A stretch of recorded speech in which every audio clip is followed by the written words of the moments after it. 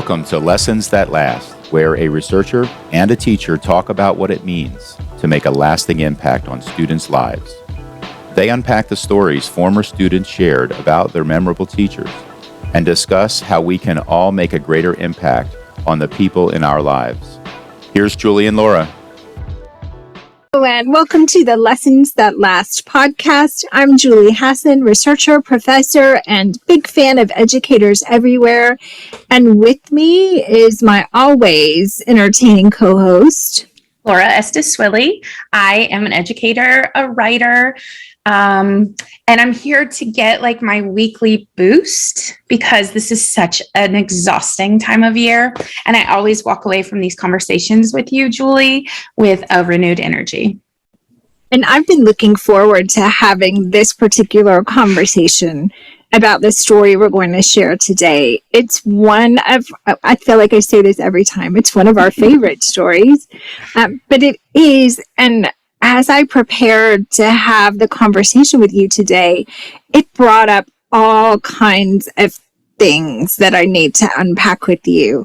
So this story is from Lena about her fifth grade teacher, Mrs. McCall, and I wanted to start by asking you, when were you first sort of self-conscious about your appearance?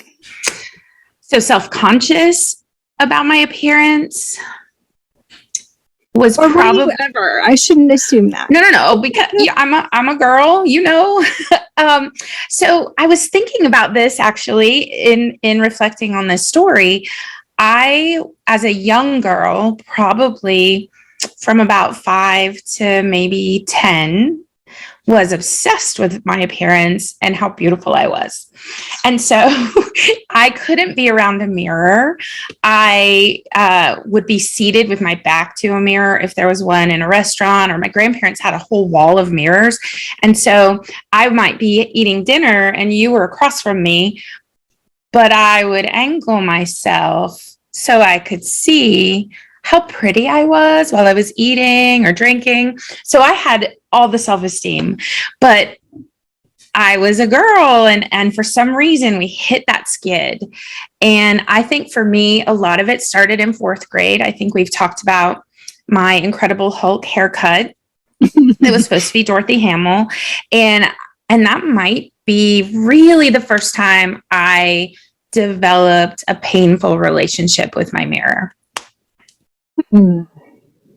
I think probably 4th, 5th grade is where it starts a bit, those preteen years.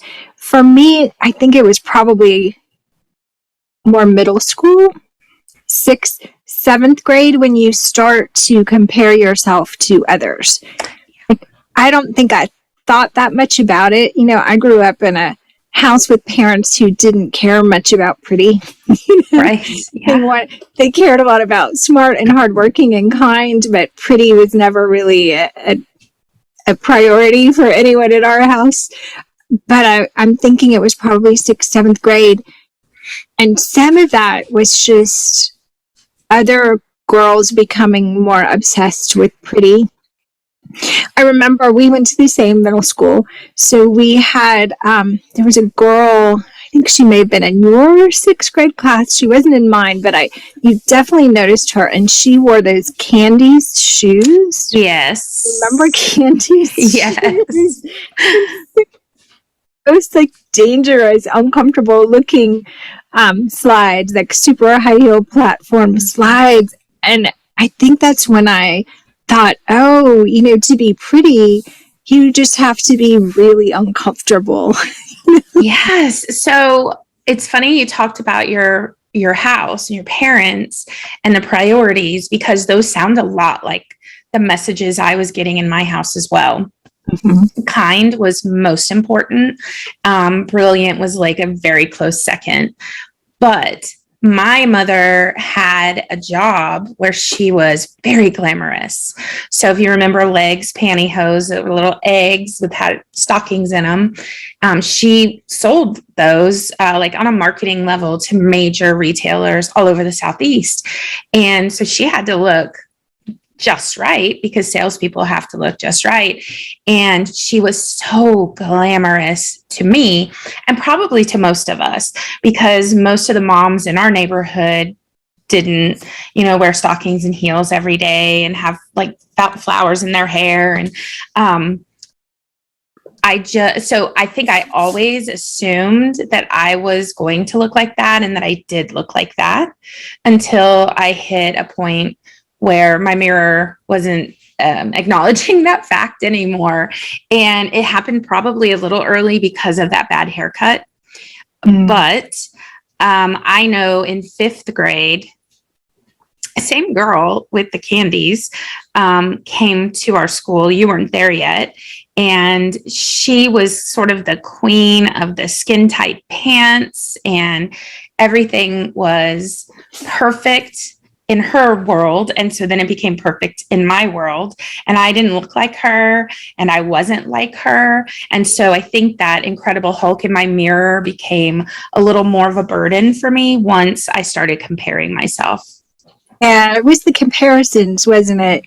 Yes. And we were really only comparing appearance. Like, she would not have registered as the most kind or smartest. No. If our parents' priorities were what we were focused on. But it's when that physical appearance and what you wore, and you had to wear a certain kind of shoes. Yes. And we were growing up, it was Gloria Vanderbilt. Yes. Jeans or Jordache. Yes. Yes. And Vidal Sassoon. There was a lot to keep up with. Yes. It was early on in the whole labels. Well, and I think it makes sense for you to ask me when I started feeling that way because you've known me most of my life. And I've never been a small girl. I was always tall. I was always big. I was at times very overweight, at times less overweight. And so those, when you mentioned the jeans, the Gloria Vanderbilt and the Jordache, like those were the bane of my existence because they didn't come in plus size girl sizes. It was a miracle when I was able to find a pair that I fit into so I could actually be one of the girls who I saw around me. And body positivity was not a thing then. No. There was no push for body positivity in the 80s. In fact, quite the opposite. Like, diet culture was a serious message then. So many different kinds of diet foods and the slim fast drink and all of that. That's when they were marketing amphetamines as diet pills as well. We were a little young. If we had been born about 5 years earlier, we probably would have known all about that. But I've read about it. They were definitely selling diet pills everywhere, and they were basically speed. Yeah. And I don't think any of us thought we had the right kind of body, like I was little and certainly not curvy. And so I think we all in the 80s felt like we weren't quite right. It was a time of real objectification. Yes. Of women. I'm glad we didn't have social media then, but we had MTV music videos. I blame Tawny Katane crawling around on the car, the White Snake video. Like, what middle school, high schooler could compare with Tawny Katane crawling on the hood of the car, Well, and it's funny that you mentioned that. I was thinking about our story today, this week, because my students were doing projects that were photo essays, and they had to choose a social issue, do some research, and create an entire essay in pictures. And a number of them did the dangers of social media and also the sort of what they see as an anti-female agenda in our media. And so even though what you said is true, there was no body positivity, there was no focus on acceptance in a cultural way, the girls today feel much the same way we did only with that added pressure of everyone being perfect on social media because of filters, because of all the makeup tutorials and don't you want to look just like me? And that it's really hard on them. It was hard on us. I would say, equally hard on them, because it depends on which message you're listening to.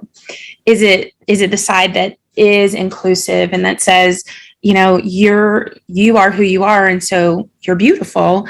Or is it the side that says, if you're not what we're presenting, you're not good enough? So it's both out there, but it's still hard. Yes, and to compare yourself because you have access to other people's lives 24 hours a day has to be exhausting. We only had to compare ourselves to our Candies wearing, tight jeans wearing classmate at school. We had to go home and not worry about what she was doing, but this social media is a whole nother thing. And you're right, Instagram with the beautiful pictures all the time, there has to be so much pressure on young women. Yeah, I mean, I think that they're still as mature as we are, and I mean that in a mature sense, not as in an age sense, but both. Like, as old as we are, as much as we know about the world, and as mature as we are, and know how much more important who we are and what we do in the world is so much bigger than what we look like. It still catches us, Julie. I mean, you still are looking at which haircut or which hair color, and it looks so perfect on that person. I wish my hair looked like that. All the way down to sometimes I'm just see an ad, and it's the one Kardashian who I'm not a big Kardashian person, so I don't know her name. But if I was going to identify with one of them, it was this one. She was the big one. She was taller. The other two are kind of tiny, and she's the big one. And now she's blonde, and she's like a bombshell. And so every once in a while, if I just see her pop up, I get a little like, wow, she's so beautiful. I want to be that beautiful. And I think, what? That's so crazy. Yeah. So we're not immune. I mean, and I think for me, we were just talking about being in our 50s before we started this podcast episode, and I feel a little freer in terms of my own standards. Like, I don't think I hold myself to this physical standard like I probably did when I was young, college age, young adult. Just because aging happens, and I'm not fighting it. There's nothing injected in this face, clearly, right? But the problem is that judgment, especially as you and I, put ourselves out there as authors and people who have conversations about things we think are important. The judgment comes at you in a way that it doesn't come at the men I know who do this work. That makes perfect sense. And the judgment often is superficial. It's not about the work we're putting out. It's when women are doing it, her hair, her body, her face, her voice, her whatever she's wearing is the judgment and not the work. And that's really frustrating. I'm married to another professor and researcher who puts things out in the world, and the judgment is never about his appearance. Well, I mean, his appearance is he's on point. Fairly flawless. I was thinking flawless. But you're right. And it's easy to fall into that. So I have been sick for like a month, like just some random mysterious virus. And I was in and out of doctor's offices, and we were podcasting during that time. And I've looked at myself and said, whoo, I look sick. I don't look good. Who cares? Most people aren't even looking at us, number one. Right. We have a few who watch us on YouTube. Right. And so it's on YouTube if you want to see us, but But most people are listening like while they're on their way to school or while they're jogging or taking their walks. And so they can sort of do two things at one time. So why am I worried about how my skin looks sallow or I don't look as, youthful and rested? Well, I'm not as youthful and rested. I've been sick for a month. Come on, Laura. Right. And I, often have to travel to do a speaking engagement, and sometimes the travel will show, on myself. Yes. And we're standing in front of people, whether we're teaching or on a stage. And I did an event last Friday, and we gave away some books, which is, we always do. It's always fun. So we gave away copies of Safe, Seen, and Stretched in the classroom. And this sweet woman won a book, and she came running up, and she had questions for me. And I thought, oh, great. But then I realized her questions were about my author photo in the Oh, book. no.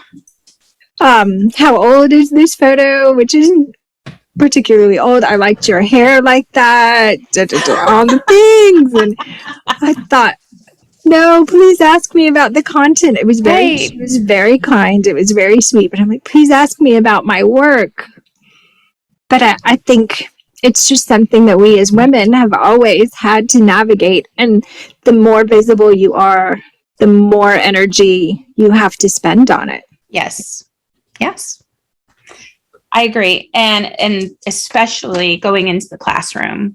I remember being a brand new teacher and not really understanding how closely they were watching me and how much they were paying attention. And I put on my eyeshadow differently. Different application method.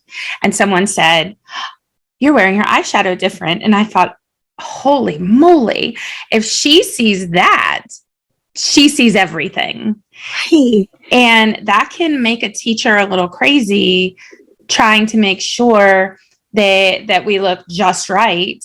And then we become the ones who are encouraging that message to our students that everything has to be just right. So we have to give a little bit of that up for our own sanity, but it's also, I think, good for the kids when we can just, not have filler. Yes. I'm filler free too. And it just takes unnecessary energy to worry about that. It does. Energy that we'd rather spend on our work, on connecting with other educators, on doing all the things, and we end up spending at least mental and emotional energy dealing with the judgment that comes from that. Which is why I love the story you're about to share with us. So this story came from Lena, who has this sweet memory about Mrs. McCall's 5th grade classroom. So Laura, will you share Lena's story? I would love to. This is probably a strange thing to remember, but I have a clear memory of the mirror in my 5th grade classroom. Between my classroom and an adjoining classroom was a restroom with a full-length mirror outside the door. Because we were getting to that self-conscious preteen stage, my friends and I always checked ourselves when we walked by that mirror. Instead of fussing at us to get back to our seats, Mrs. McCall found a way to leverage the power of the mirror. Our teacher began using dry erase markers to write affirming messages on the mirror, and she changed the messages every week. I remember reading, "There is no one else like you, and you're going to do big things." My favorite mirror message was a big arrow pointing to the center of the mirror, accompanied by the words, "You're one of Mrs. McCall's favorite kids." It was such a simple thing, but those mirror messages made a big impact. At a time in my life when I felt awkward and unsure of myself, my teacher found a way to change my self-talk. I am the parent of 2 preteens now, and I write messages on their bathroom mirror all the time. I'm grateful to Mrs. McCall for inspiring me to add a little bit of positivity to the day. Mrs. McCall. She was brilliant. What a simple but powerful practice just to write a message on the mirror. Yes. It's like imposing positive affirmations, because when you read something, and I say this to my students all the time, when you read something, it's in your voice, in your head. So it feels like it's your thought. And she just leveraged it is the perfect word. Yeah.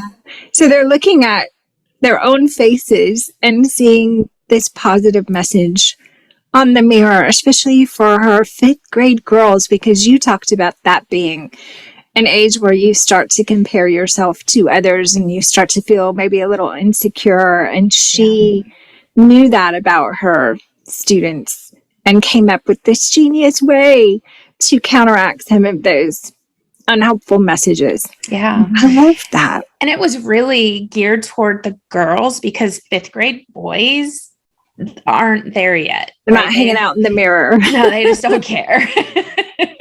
And they will soon, because, you know, the girls will start caring about what the boys look like, and then the boys will care right along with them.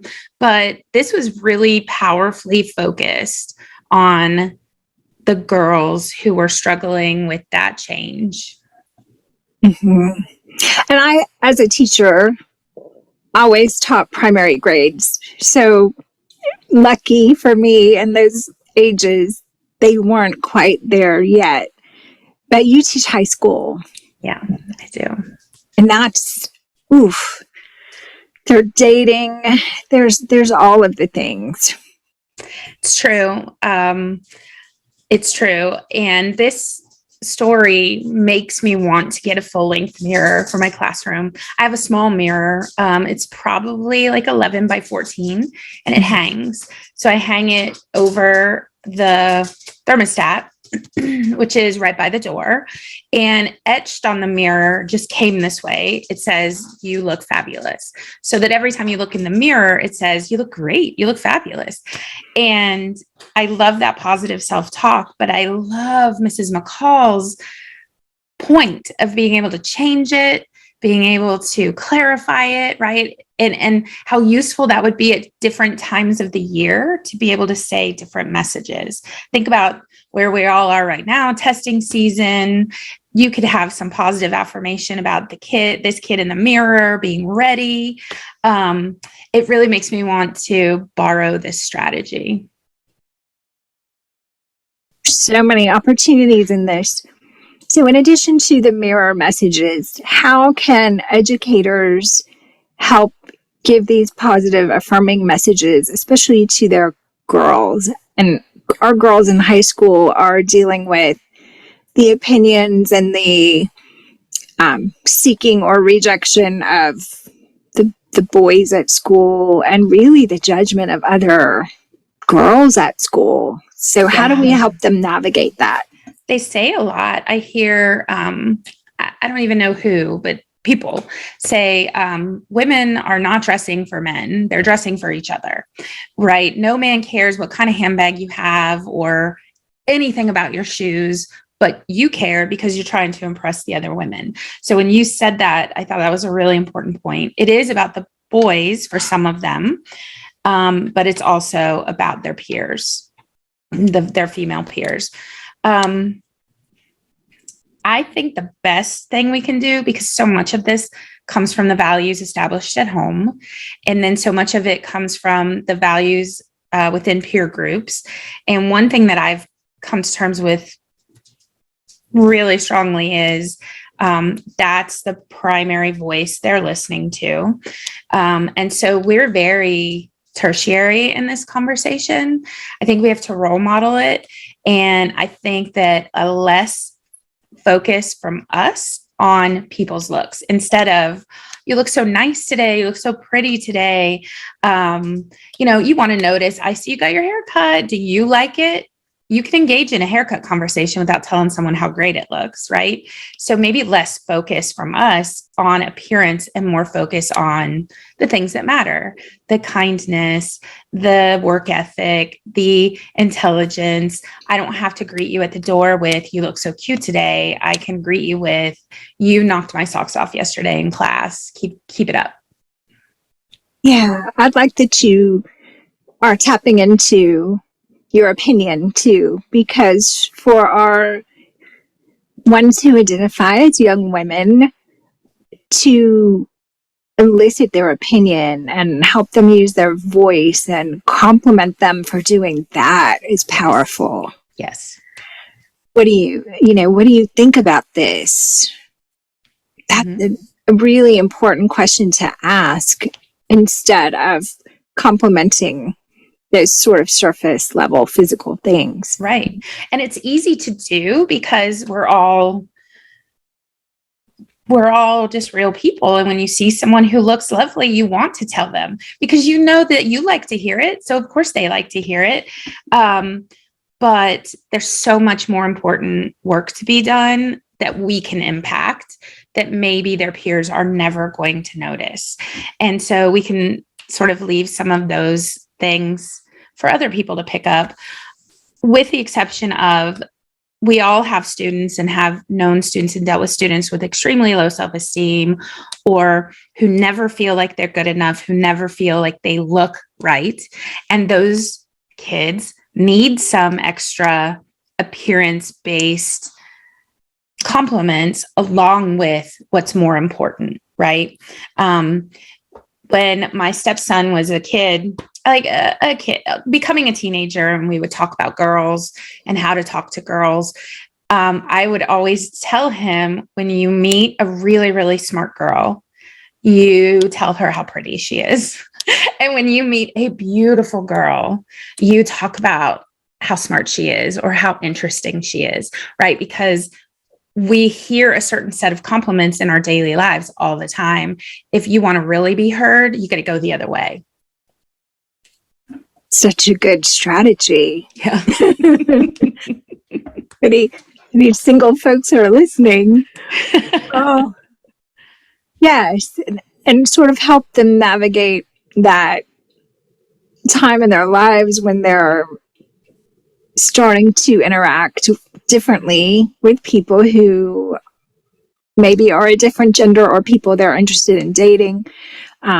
Giving them some strategies for that, I think, is really helpful, because they do feel awkward and worried about how they look, and do they look silly, and does this other person appreciate the way they look, and all those things, which impacts how they feel about themselves. Right. Well, and you notice too, and I'm sure you see it as a college professor, even with teaching adults, sometimes someone will change their whole style, right? I get a student who has always looked this way and suddenly style change. Well, I'm not going to pretend that didn't happen, right? Because then they don't feel seen at all. There are some things you have to notice. But then there are other things that are so much more important to notice. And so I think your question about what can we do to not join that sea of voices that's saying this is what looks good or this is what doesn't look good is to focus on the more important things. And I'm all for, like, express yourself with what you wear. Oh, yeah. That's like not to impress anyone else, but because for some of us, not for me, I'm pretty traditional, classic dresser, but for some kids, that really is a mode of self-expression. And I'm all about that, as long as it really is for expressing your individuality and not trying to impress or worrying about anybody else's opinion of it, for whatever reason. I agree. And I think one of the best things that this generation has embraced, and I see it all the time, and I'm always so impressed because, like you said, we're from the 80s, and you had to have this brand of jean, you had to have this brand of top, and all the way down to shoes and even socks. And the members only jacket. Oh, yes, the members only jacket. Preferably belonging to a boy who had worn cologne that day, right? Let's be honest. Right. So what was wrong with us? we didn't know. So what these kids have understood is my style is mine, and it doesn't matter. I have kids who are very classic dressers who, maybe went to Macy's and bought all their school clothes. I have kids who wear things from secondhand stores. I have kids who wear like the farmers shirts, like with the tractors on them and stuff like that. And nobody cares what anyone is wearing. I have not heard in years a kid being judged for what they're wearing. That's progress. That is a major move forward. And a bit of an equalizer, because back in the day, when you had the off-brand and not the eyes-on shirt, Yes. that was a big deal. But now I think some of the off-brands are cooler. Nobody cares. That it's amazing. And it's not like, my school, and so our listeners don't, but it's a very suburban neighborhood type school, and not lower income. Probably it's not the richest school in town, but it's just like a regular neighborhood school. And there's no rules in their culture, kid culture. There's no rule about what you should and shouldn't be wearing. They don't care. That is good progress. Mm-hmm. It makes me happy. Wear what makes you comfortable, wear what you love. Yep. Yeah. I had a psychology professor in college. He was so great.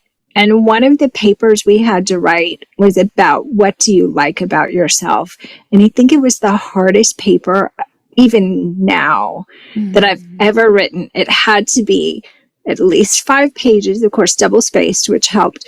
But to write that much about what you like about yourself was excruciatingly hard. Now, if it had been 5 pages about what is wrong with yourself, I'd have written that. Give me a good 20-minute block just to type it out.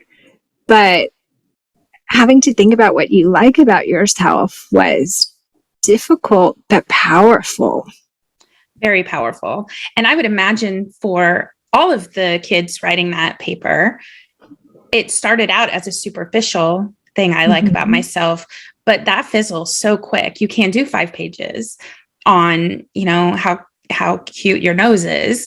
You have to go deeper. And so by making it 5 pages, he was forcing you to go deeper. Yeah, it was a great assignment. And then I remember us we were a small class anyway, went to a small school, and there weren't a ton of psych majors, but we had conversations about those papers. And I think there were probably other students in there who I assumed had very high self-esteem because they were athletes or, whatever. And you realize everybody's insecure. Yeah. Yes. Everybody needs to do that exercise and have those positive messages. I imagine even supermodels can pick themselves apart.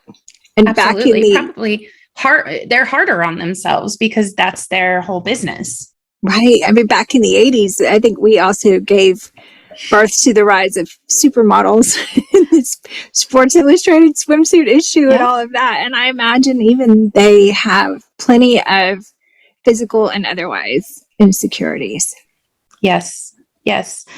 But the good news is, I think as you grow and understand what really is great about you, and if we go back to what our parents taught us about being intelligent, doing hard work, making good choices, being kind and giving, as you embrace those things about yourself, then how you look fades a little. It pops back up, of course, because the media is around us everywhere. Right. But I think when you said earlier, being in our 50s, you said, I don't think about it as much. Right. And I think that's because you are very busy thinking about the way more important things about you and about what you're doing in the world than how your hair looks when the wind is blowing. Yeah, I hope so. But every now and then. Yes, of course. Every now and then. So friends, let's all get our dry erase markers. Yes. write some positive affirmations in the spirit of Mrs. McCall on our full-length mirrors.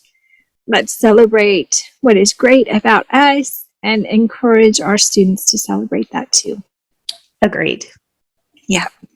So thank you for joining us on another episode of the Lessons That Last podcast. We will bring you a new episode next Sunday. So please join us every Sunday when we push aside those Sunday scaries and get ready for a great week ahead. Bye, everyone. Hey, thanks for listening to the Lessons That Last podcast. The story Laura shared today can be found on the Chalk and Chances website, along with many more stories and resources. Just visit chalkandchances.com. You can even take the quiz to find out what kind of memorable teacher you are. See you next Sunday for another episode of Lessons That Last.